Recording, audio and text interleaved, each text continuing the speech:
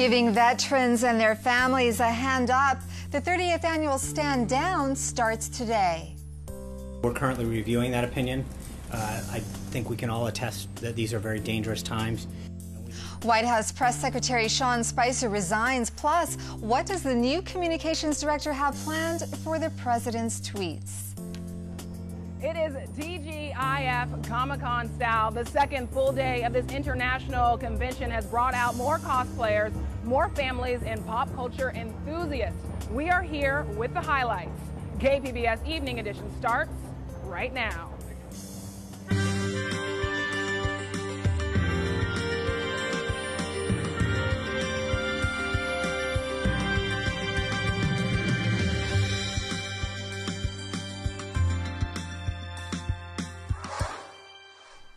Good evening. I'm Amitha Sharma inside the KPBS News Studio. And I'm Ebony Monet, live downtown at Comic-Con. As we enter the weekend, the crowd out here has swelled. Today, there's even more sights to see, more entertainment, and more attractions in and around the convention center. The hotels, restaurants, and bars, they're all taking part as well, hosting gaming rooms and lounges. Coming up in just a bit, we'll tell you how women gamers deal with trolls, and we'll introduce you to the man behind this massive event. Amitha? Thank you, Ebony. This is the 30th year for Stand Down. Volunteers are expected to help more than 1,000 homeless vets this weekend. The milestone marks a turning of the page for an organization formed to help Vietnam veterans. KPBS military reporter Steve Walsh has the story. I've been to Stand Down every year except for one. Some vets have been coming almost since the beginning. Just under the bridge. Yeah, I stayed there for like 5 years. Veterans once homeless are sober and helping others. Volunteer in Iraq war vet Jeff Stinchcomb says he's seen the transformation. A lot of really just almost magical stuff happens here. People change their lives. Some of these people may not get out the street this year, but they spend their whole year going, if I can just make it to Stand Down, I can live. The 30th Stand Down marks a sea change for Veterans Village. Longtime head Phil Landis, a Vietnam vet, is retiring. He's being replaced by the first non-Vietnam vet to run the organization, Kim Mitchell. The needs are changing, so therefore Veterans Village of San Diego is ready to change with those needs and provide the services that our veterans and men and women that are returning home are needing. Mitchell is a 17-year Navy veteran with a deep connection to the war. She was orphaned as an infant in Vietnam. Adopted by an American serviceman, she was raised in Wisconsin. Stand Down runs through Sunday. Steve Walsh, KPBS News. New details tonight on the federal investigation into Russian connections to the U.S. presidential campaign. The Washington Post reports Russia's ambassador to Washington discussed campaign-related matters, including policy issues important to Moscow, with then-Senator Jeff Sessions during last year's race. This is according to U.S. intelligence officials, as Attorney General Sessions testified that he had no recollection of the encounter. We'll have more details on air and online at KPBS.org. The U.S. State Department says a travel ban to North Korea is expected to be put into place sometime next month, and Americans will need to get a special validation passport to travel there. A spokeswoman says validations may be granted for humanitarian or other purposes. The State Department says the ban is being put in place because of mounting concerns over the risk of arrest and detention by the North Koreans. Sean Spicer abruptly quit as White House press secretary today. He said President Trump's communications team could benefit from a clean slate amid the Russia investigations and attempts to get key legislation passed. Spicer resigned in protest over Trump's appointment of financier Anthony Scaramucci as communications director. Sources say Spicer didn't think Scaramucci was qualified for the job. Scaramucci denied any friction with Spicer. I would love to have Sean here. Sean decided that he thought it would be better to go. And for me, as it relates to Sean, it speaks volumes to who he is as a human being. Scaramucci also indicated he would not try to rein in the president, whose tweets and interviews have left White House aides scrambling to clarify. The president himself is always going to be the president. I was in the Oval Office with him earlier today, and we were talking about letting him be himself, letting him express his full identity. I think he's got some of the best political instincts in the world and perhaps in history. Spicer tweeted today, "It's been an honor and a privilege to serve President Trump. He will continue his service through August." As the federal government considers opening the door to offshore drilling in California, Sacramento lawmakers want the Trump administration to back off those plans. President Trump used an executive order to lift the ban on a moratorium on oil and gas exploration. The Interior Department is accepting public comment on whether or not to reinstate the ban. State senators passed a resolution yesterday saying California is not willing to put its coastal environment at risk for the sake of offshore drilling. California has changed. We've spent billions of dollars to be able to protect our coast and to be able to protect our ocean, to be able to protect our fisheries. And now that could all be reversed with allowing more oil and gas leasing off of the coast. No new oil rigs have been installed off the California coast since 1969. State water officials are prepping new rules to protect California waterways and habitats from the byproducts of cannabis cultivation. State Water Board members say marijuana cultivation has damaged habitats and wetlands for years. Now, new policies will regulate how commercial farmers handle waste and chemicals as the state prepares to issue recreational marijuana licenses. Those policies are expected to be finalized by October. New job numbers are giving us another snapshot of San Diego's economic outlook, even though the county's unemployment rate ticked up. KPBS's Deb Welsh reports the labor force total continues to grow. The State Employment Development Department reports last month's unemployment rate was below an estimate of 4.9% a year ago. That puts the San Diego rate in June below both the statewide and national rates as a whole. Between May and June, according to the report, San Diego added 3,100 jobs in bars and restaurants, while the arts, entertainment, and recreation category grew by 1,500 positions. Specialty construction contractors, local government education, and ambulatory healthcare services posted the largest increases over the last year. In June, nearly 68,000 San Diegans were without jobs in a civilian labor force of an estimated 2 million people. Deb Welsh, KPBS News.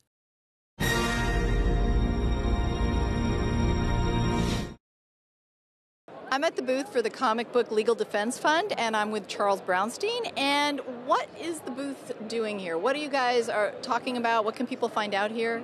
Sure. The Comic Book Legal Defense Fund is a nonprofit organization that protects the freedom to read. And so we are here educating people about what's happening in the free expression world, what kind of challenges are happening for comics and graphic novels.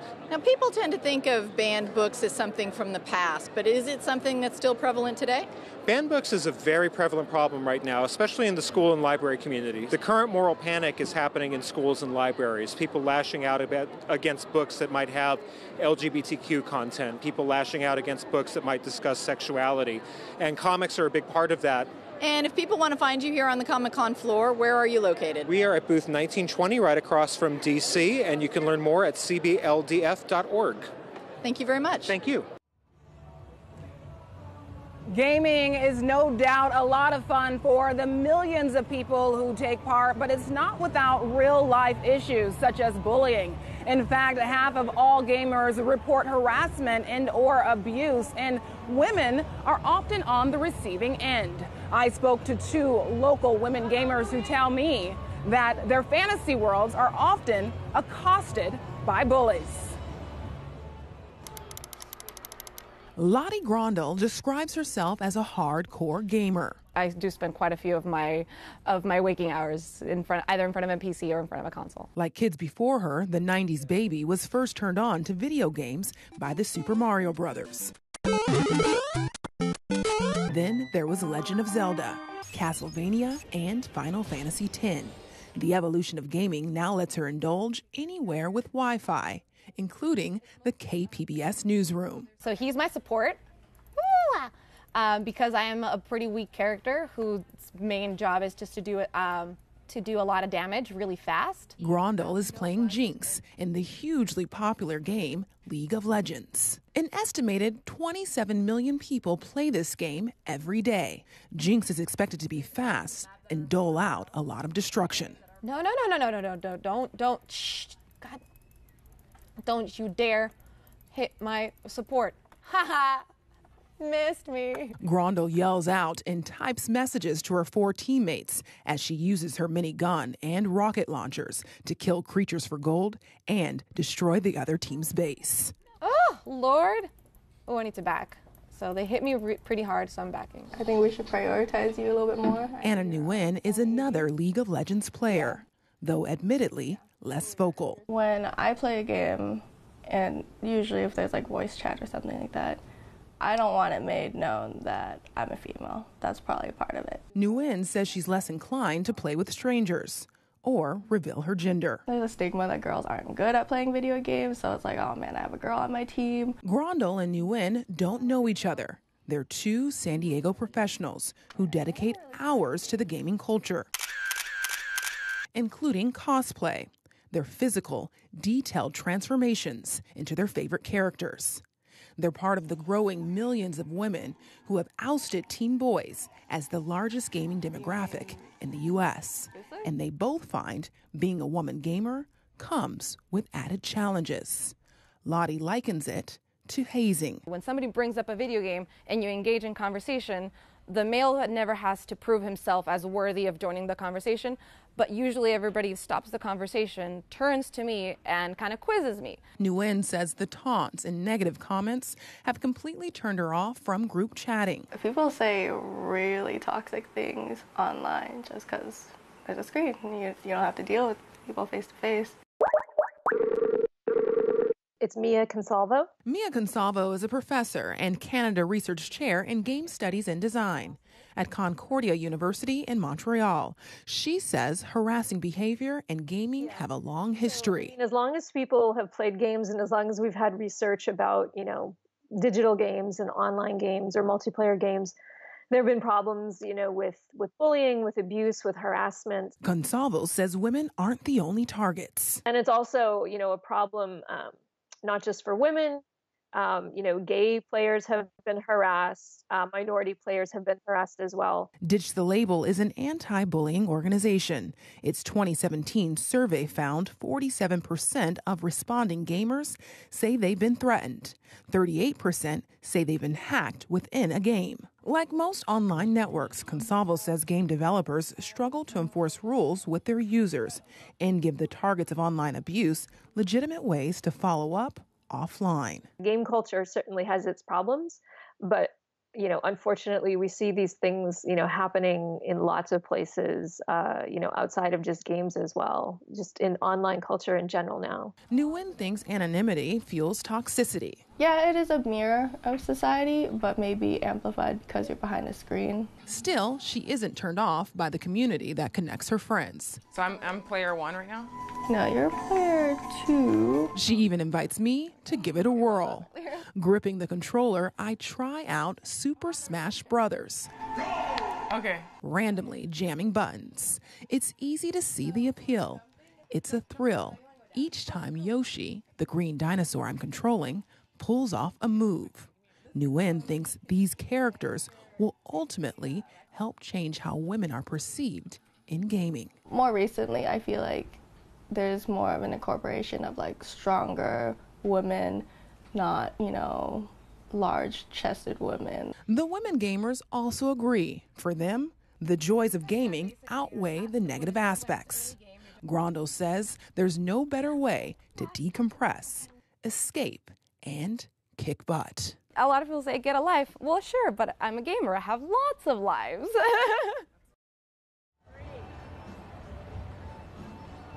Since it was founded, Comic-Con has been about entertainment and education, and many of those educational activities and panels are taking place right here downtown at the San Diego Central Library. This weekend, they're hosting teachers from Helix Charter School in La Mesa who use comics to teach everything from French history to algebra. With Star Wars, it starts off as a republic. Okay, we're going to vote for people who are going to represent us. And then there's this person in the background who's trying to take power. And we talk about how slowly but surely somebody like Napoleon gets power. And at first everybody thinks, oh, this guy is great, he's awesome.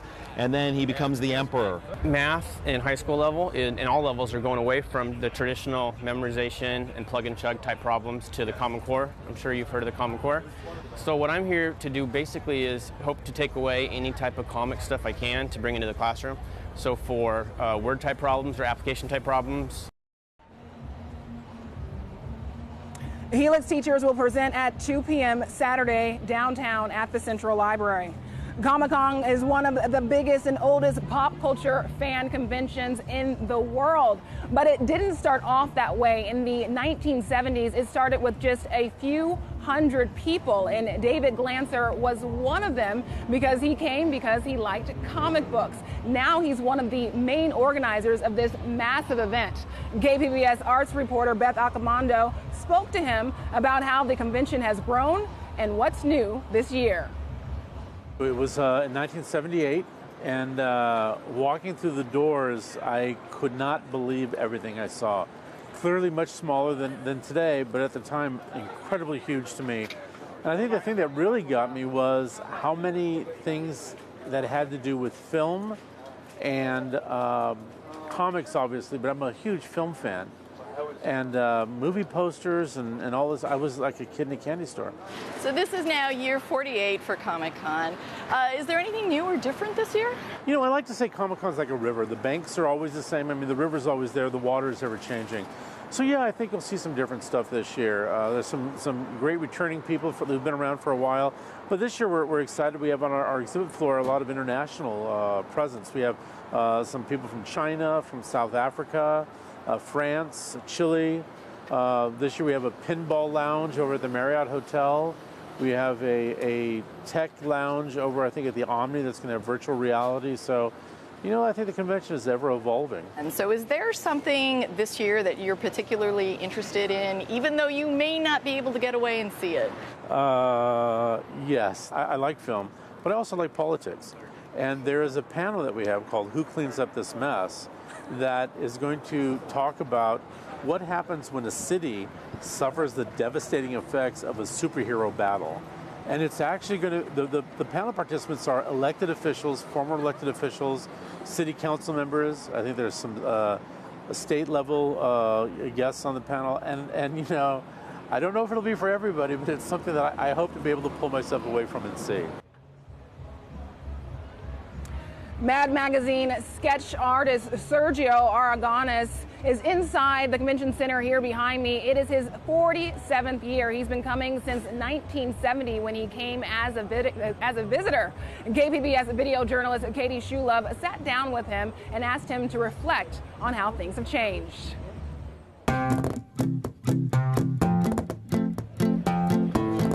I'm Sergio Aragones. I'm a cartoonist. I've been with Mad Magazine for the last 50 years. And we're here at San Diego Con, you know, saying hello to all my friends and fans and signing autographs. And then I charge them $100. My pleasure, enjoy. I came when it opened the first time in the 70s. I started in 1954. I was in high school. I was a little kid. I was drawing on the walls, you know. Now, then, you have a mustache and everything, then I can still draw on the walls, you know. And now they pay for it.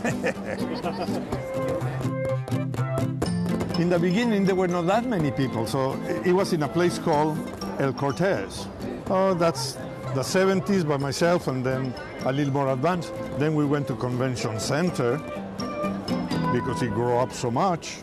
And then this is how it looks now.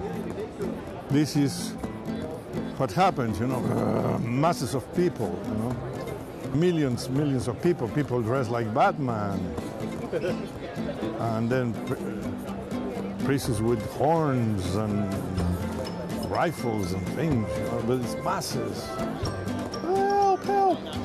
But the real change has been that less and less people related to comics come in, because A lot of the people are interested in movies, television.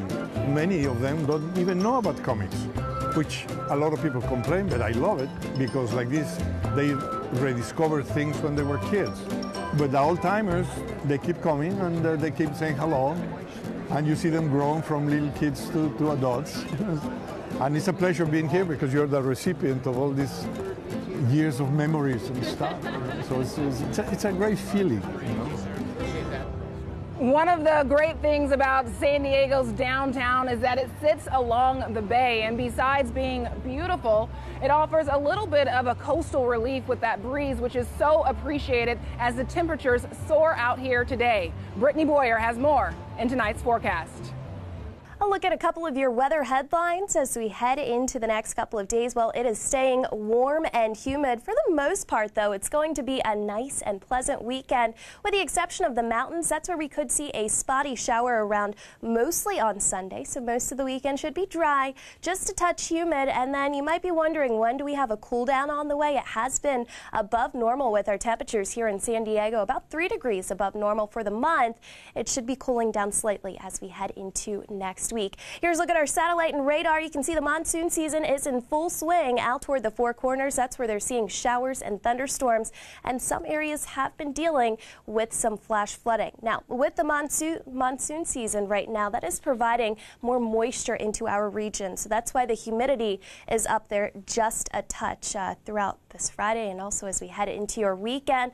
The marine layer sets back up tonight, so we will have increasing clouds, especially toward the coast. So if you have any flights tomorrow morning, be prepared for the potential of a delay out there. Lows tonight, Ramona 58 degrees, will stay nice and clear in Borrego Springs with temperatures right around 77 degrees, and Mount Laguna clear skies with a low of 61. Here's a look at your Saturday. At the coast, will stay cool. We'll start off with morning clouds, then the sunshine is out. The building heat continues to stay to our east out toward the Four Corners, and of course that's where they're seeing the showers and thunderstorms. Borrego Springs 108 tomorrow. That's actually where they should be for this time of the year. Here in San Diego, we're looking at a high temperature of 77 degrees. The moisture continues to work its way into Southern California as we head into next week, so it is going to start off a bit on the humid side. Here's a look at your 5-day forecast for the coast. We'll see clouds breaking for some sunshine for tomorrow. Then it looks pretty nice as we head into the next couple of days, mostly sunny, although it will be humid out there. As we go inland, we could see a passing shower on Monday. The rest of the forecast is looking good. We're just seeing cooler temperatures as we head into next week. That will be the case for the mountains and also here in the desert. For KPBS, I'm Brittany Boyer. I'm here at Radio Flyer with Tom Schlegel, and there is this amazing new thing. It's a land speeder that works. What is this? It's Luke's Land Speeder. How can you be selling this? So it's the first battery-op ride-on Star Wars vehicle that you can actually drive. This is amazing. I remember when I was a kid, I had Tony the Pony. This is way cooler. Yeah. So what kind of things does Radio Flyer do? Well, Radio Flyer is known for the Little Red Wagon and tricycles, scooters, other ride-on vehicles. So this is the first time we're partnering with Lucasfilm to create Luke's Land Speeder from Star Wars. So you're just going into the space age. Well, Radio Flyer has always fueled imagination from kids, and Star Wars, the world, is imagination for kids, so we thought it was a great partnership. Hello! Hello, children. How are you all?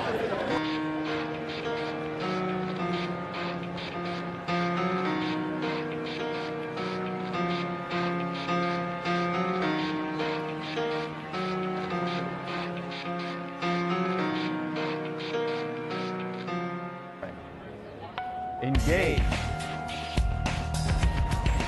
Follow me this.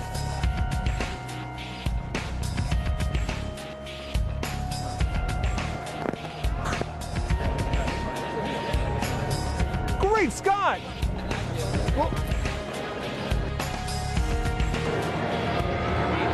Eeny, meeny, miny, mo. Time to go beyond Comic-Con. KPBS Arts editor Nina Guerin shows us what else is happening in tonight's Weekend Preview. Hello and happy Friday. It's horse racing season in San Diego, and that means the 4 o'clock Friday Summer Concert Series is back. These are free concerts by popular alternative rock and reggae bands. It begins tonight with Tribal Seeds and continues weekly with bands like Violent Femmes, Eagles of Death Metal, Ludacris, Lord Huron, and more. The concerts begin after the final race of the day, which is about 8 o'clock. There's a $20 charge if you show up after the races. Comic-Con events are happening all over San Diego County this weekend, including a comics and music event in Barrio Logan. ChicanoCon is a 3-day event at Border X Brewing. It highlights the work of Latino artists. Tonight, you can meet writer and cartoonist Lalo Alcaraz. Saturday is dedicated to arts, crafts, and games like piñata making. Sunday will celebrate the work of local cartoonist Junco. Admission is free, and yes, there will be beer specials. Finally, we celebrate the 40th anniversary of one of the best-selling albums of all time, Fleetwood Mac's Rumors. A collective of DJs called Fleet Mac Wood take your favorite songs from that album and remix them. So imagine Gold Dust Woman and Go Your Own Way with electronic dance beats and reimagined for the dance floor. The Rumors rave has been a hit all over the world, giving a new generation an appreciation for the great Fleetwood Mac. Dress in your 1977 best and head over to the Casbah tonight. That's all for this weekend. For KPBS Arts, I'm Nina Guerin. Thank you for joining us and have a great evening.